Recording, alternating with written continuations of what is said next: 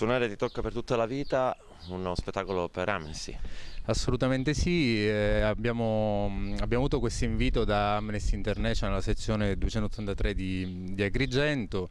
È uno spettacolo che fondamentalmente si basa sull'antologia di Spur River di Edgar Lee Master e sulla musica di Fabrizio De André. C'è un album di Fabrizio De André che si chiama Non al denaro, né all'amore né al cielo, che riprende appunto diciamo gli epitaffi di questo libro di Master. Perché Amnesty? Abbiamo avuto questo invito e siamo onorati di questo invito per festeggiare i 50 anni di Amnesty International.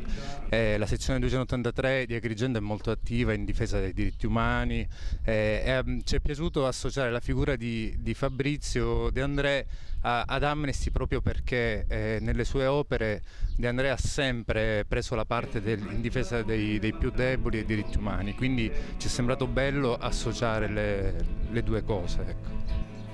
La gente che spettacolo si deve aspettare? Si deve aspettare uno spettacolo interessante dove ci saranno ci sarà la lettura di alcune poesie del poeta Lee Masters e poi anche le canzoni ovviamente dell'album Non al denaro né all'amore né al cielo di De André.